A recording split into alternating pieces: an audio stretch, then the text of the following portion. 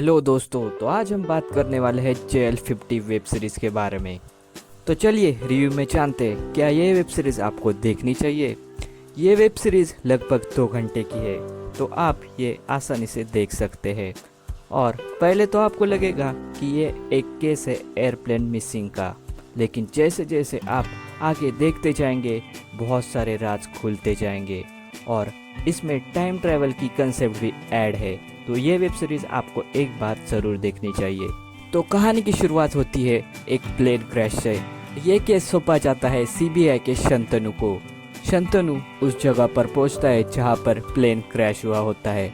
उसे बताया जाता है कि ये A026 प्लेन है जो कि क्रैश हुआ है, लेकिन जब वो इन्वेस्टिगेशन करता है तब उसे कुछ और ही पता चलता है कि ये प्लेन तो अलग ही है, जो 35 साल पहले कोलकाता से टेक ऑफ किया था और इस प्लेन का नाम होता है JL50। प्लेन क्रैश होने के बाद कॉकपिट अलग हो जाता है।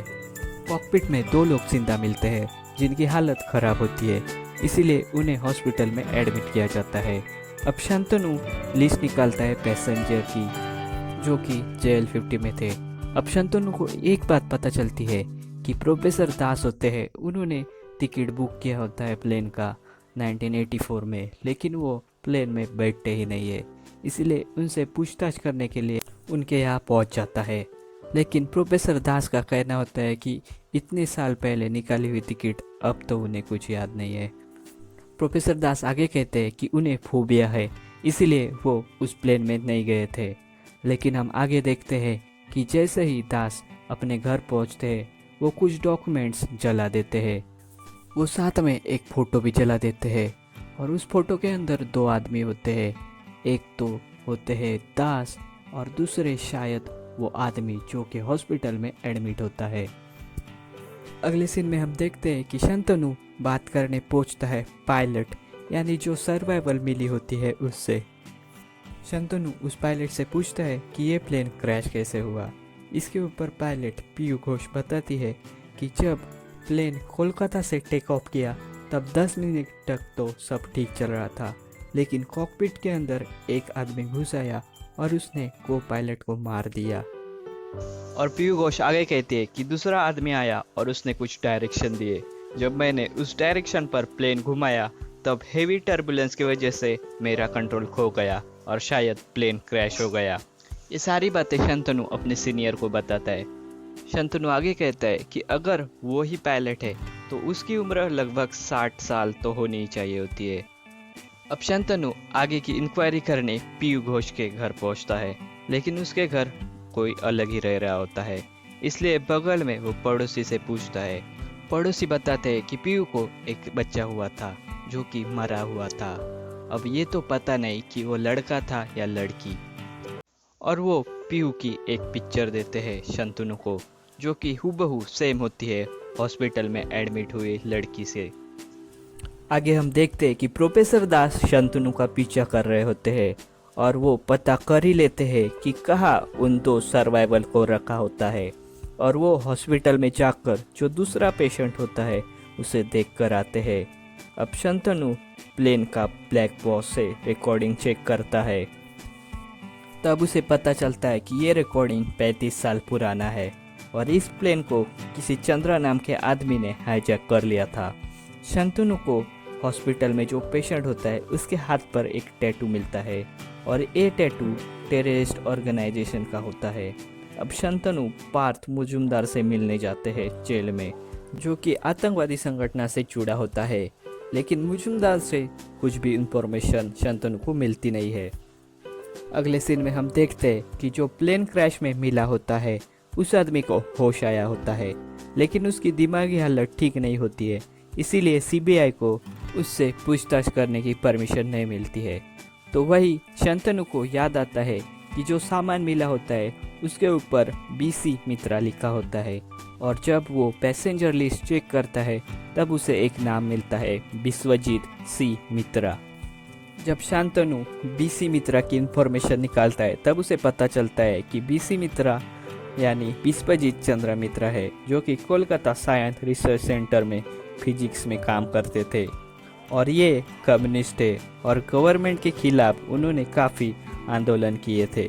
शंतनु विश्वजीत चंद्रा के घर जाता है और वहाँ पर मित्रा की फाइल देखते हैं। एक फाइल पर लिखा होता है प्रोजेक्ट है और उसमें प्लेन के ड्राइंग होते हैं।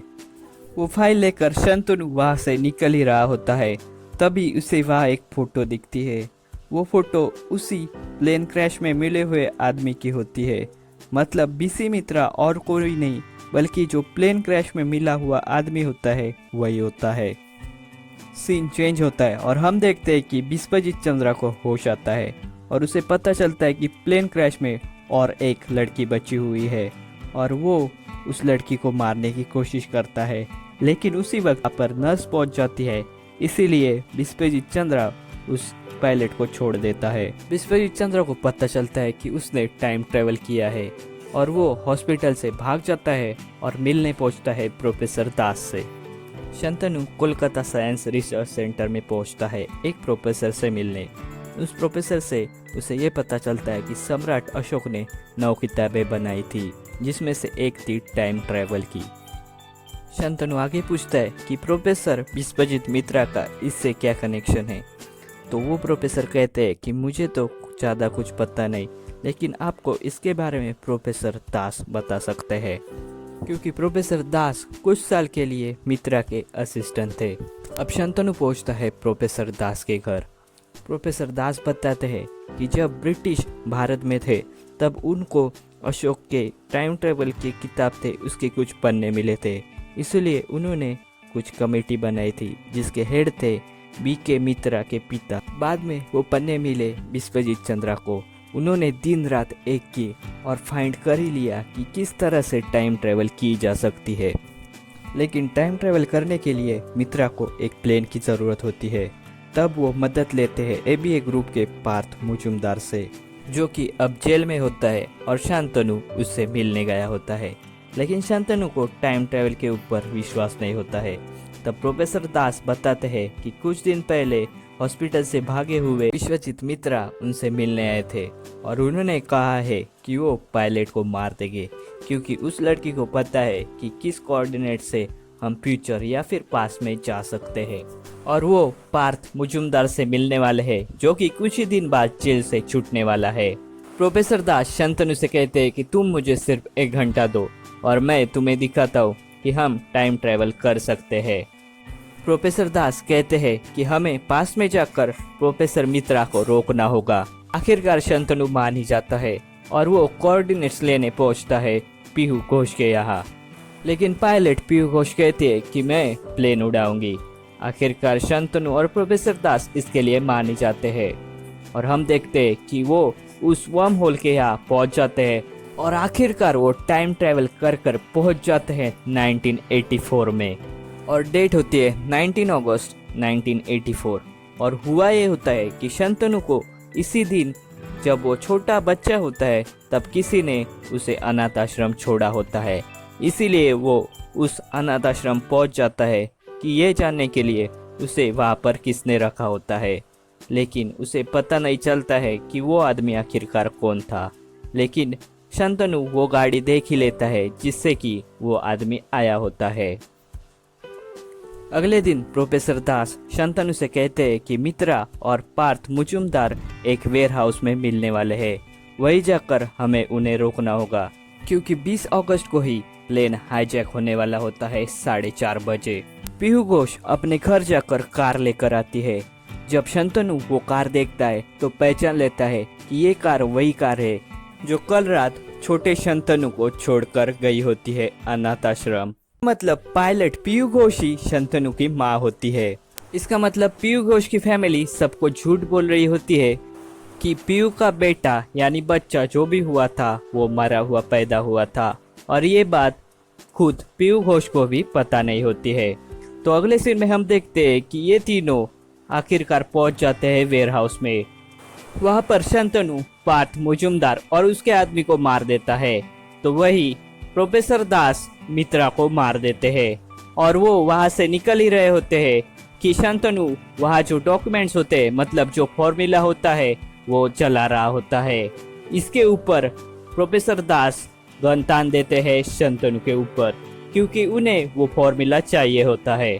शंतनु इसके ऊपर कहता है कि आप मुझे नहीं मार सकते हैं, लेकिन इसके ऊपर प्रोफेसर दास कहते हैं कि मैं अगर मित्रा को 2 बार मार सकता हूँ तो तुम्हें भी इस फॉर्मूले के लिए। इसका मतलब जब हॉस्पिटल से मित्रा भागकर प्रोफेसर दास के यहाँ पहुँचते हैं तब प्रोफेसर दास उन्हें मार देते हैं और प्रोफेसर दास गोली चला देते हैं, जो गोली शंतनु के हाथ के ऊपर लगती है, लेकिन शंतनु वो डॉक्यूमेंट जला देता है और वहाँ से बाहर आ जाता है। और हम देखते हैं कि जैसे ही 4:30 बजते हैं शंतनु पहुंच जाता है 2019 में, और हम देखते हैं कि वो अपनी माँ से भी मिल रहा होता है, जो कि बूढ़ी पीयू घोष होती है। ये इस वजह से होता है कि 1984 में प्लेन हाईजैक होता ही नहीं है, क्योंकि पार्थ मुजुमदार के आदमी और मित्रा दोनों मरे हुए होते हैं। और लास्ट में हम देखते हैं कि जो ओल्ड पीयू घोष होती है वो बताती है कि उनकी माँ ने उन्हें अगर कहा नहीं होता कि आश्रम में उसका लड़का है तो आज शायद उसके साथ शंतनु नहीं होता। और एंड में हम देखते हैं कि 5 बजे 1984 को वहाँ पर पहुँच जाता है यंग दास, जिसे पन्ने मिलते हैं वहाँ पर फॉर्मूले के, और वेब सीरीज यहाँ पर ही ख़त्म हो जाती है। तो एंडिंग में ये होता है कि 1984 में प्लेन हाईजैक होता ही नहीं, 1984 में ही रहती है, और 5 साल बाद वो आश्रम से शंतनु को एडॉप्ट कर लेती है। तो दोस्तों, आपको ये वीडियो ज़रा भी पसंद आए तो चैनल को सब्सक्राइब कीजिए और ये वीडियो ज़्यादा से ज़्यादा शेयर कीजिए। Thank you.